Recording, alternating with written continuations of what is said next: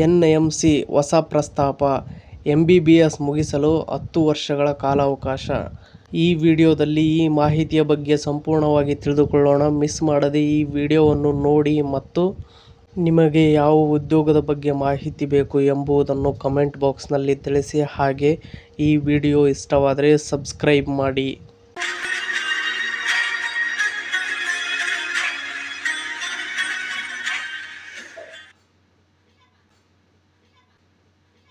ಕಳೆದ 2023ರ ಪದವಿ ವೈದ್ಯಕೀಯ ಶಿಕ್ಷಣ ನಿಯಮಗಳ ತಿದ್ದುಪಡಿಯ ಪ್ರಕಾರ MBBS ಕೋರ್ಸ್ ಮುಗಿಸುವ ಗರಿಷ್ಠ ಅವಧಿಯನ್ನು 9 ವರ್ಷಗಳಿಗೆ ಸೀಮಿತಗೊಳಿಸಲಾಗಿತ್ತು.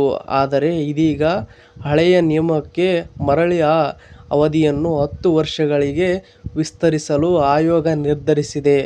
ಈ ಹೊಸ 10 ವರ್ಷಗಳ ನಿಯಮದ ಚೌಕಟ್ಟಿನಲ್ಲೇ ವಿದ್ಯಾರ್ಥಿಗಳು ತಮ್ಮ 4.5 ವರ್ಷಗಳ ಶೈಕ್ಷಣಿಕ ಕೋರ್ಸ್, ಥಿಯರಿ ಮತ್ತು ಪ್ರಾಕ್ಟಿಕಲ್ ಮತ್ತು ಕಡ್ಡಾಯವಾಗಿ ಮಾಡಬೇಕಾದ 1 ವರ್ಷದ ರೋಟರಿ ಮೆಡಿಕಲ್ ಇಂಟರ್ನ್ಶಿಪ್ ಅನ್ನು ಪೂರ್ಣಗೊಳಿಸಬೇಕಾಗುತ್ತದೆ.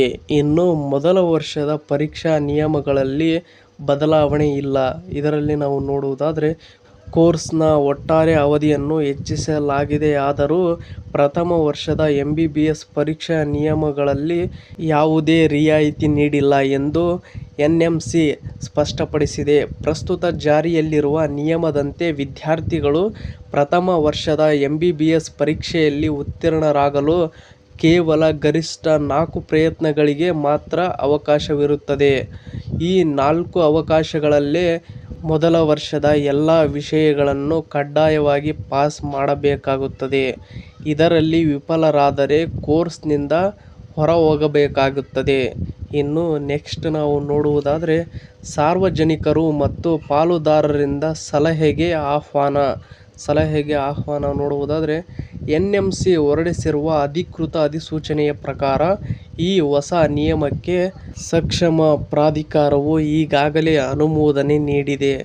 ಆದಾಗ್ಯೂ ಪ್ರಜಾಪ್ರಭುತ್ವ ಮಾದರಿಯಲ್ಲಿ ಇದನ್ನು ಜಾರಿಗೆ ತರಲು ಆಯೋಗವು ವಿದ್ಯಾರ್ಥಿಗಳು, ವೈದ್ಯಕೀಯ ಕಾಲೇಜುಗಳು, ಪ್ರೊಫೆಸರ್ಗಳು ಹಾಗೂ ವೈದ್ಯಕೀಯ ಕ್ಷೇತ್ರದ ಇತರೆ ಪಾಲುದಾರರಿಂದ ಅನಿಸಿಕೆಗಳನ್ನು ಕೋರಿದೆ. ಈ ಹೊಸ ಪ್ರಸ್ತಾಪಕ್ಕೆ ಸಂಬಂಧಿಸಿದಂತೆ ಸಾರ್ವಜನಿಕರು ತಮ್ಮ ಸಲಹೆಗಳು ಅಥವಾ ಆಕ್ಷೇಪಣೆಗಳನ್ನು ನೋಂದಾಯಿಸಲು 30 ದಿನಗಳ ಗಡುವು ನೀಡಲಾಗಿದೆ. ಇನ್ನು ನೆಕ್ಸ್ಟ್ ನಾವು ನೋಡುವುದಾದರೆ ಇಮೇಲ್ ಮೂಲಕ ಮಾತ್ರ ಸ್ವೀಕಾರ.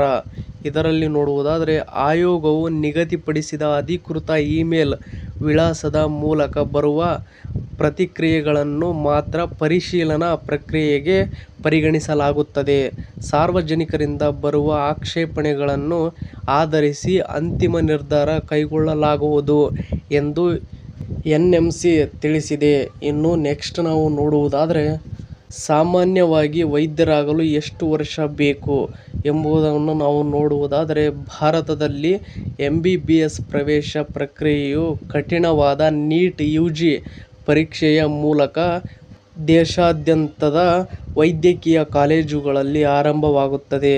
ಅಧಿಕೃತವಾಗಿ MBBS ಕೋರ್ಸ್ ಅವಧಿ 5.5 ವರ್ಷಗಳು.